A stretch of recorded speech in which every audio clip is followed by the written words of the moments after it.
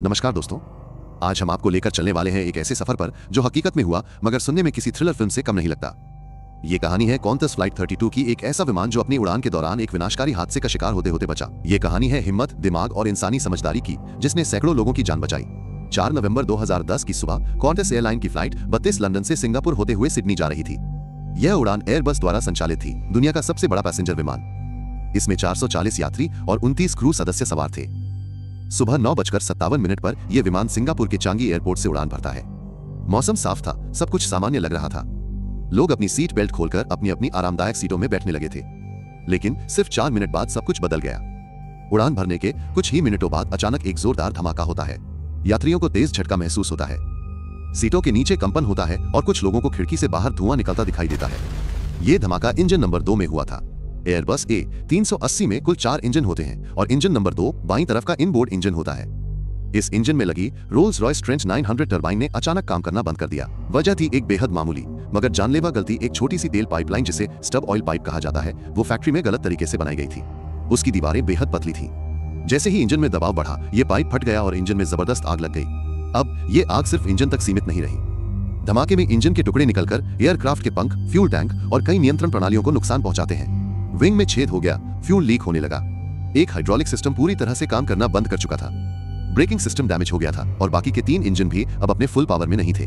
विमान की हालत धीरे धीरे एक उड़ते हुए मलबे की तरह हो रही थी। अब कॉकपिट में बैठे पायलट्स के लिए स्थिति और गंभीर हो गई। Captain Richard Champion de Crespigny के साथ थे senior first officer Matt Hicks और चेक कैप्टन डेविड इवांस। उन्हें अचानक कॉकपिट की स्क्रीन पर दर्जनों चेतावनियां दिखने लगी। ये स्थिति इतनी खराब थी कि फ्लाइट इंजीनियर्स ने इस पल को ECAM आर्मागेडन यानी सिस्टम का आखिरी प्रलय कहा। लेकिन यही वो पल था जब इंसानी समझदारी, ट्रेनिंग और अनुभव ने कमाल दिखाया। कैप्टन डी क्रेस्पिनी ने तुरंत निर्णय लिया कि वे विमान को वापस सिंगापुर चांगी एयरपोर्ट ले जाएंगे। लेकिन इतने बड़े विमान को इतने भारी नुकसान के साथ वापस सुरक्षित उतारना, ये किसी भी पायलट के लिए अब तक की सबसे बड़ी चुनौती थी।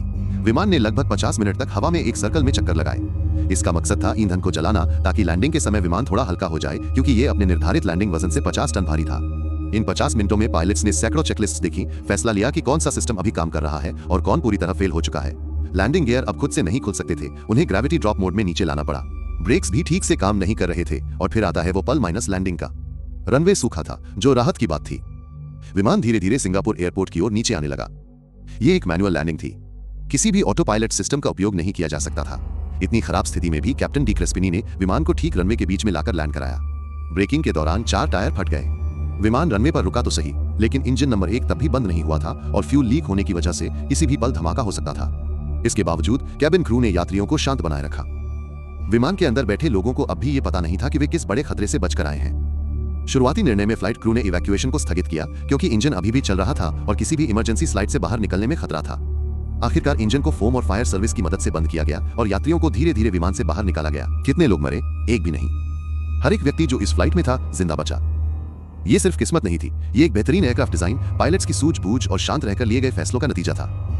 इस घटना की जांच में पता चला कि जिस छोटी सी तेल पाइप की वजह से यह हादसा हुआ, वो रोल्स रॉयस की एक मैन्युफैक्चरिंग गलती थी। बाद में रोल्स रॉयस ने गलती मानी और कॉन्टस को $100 मिलियन का हर्जाना भी दिया।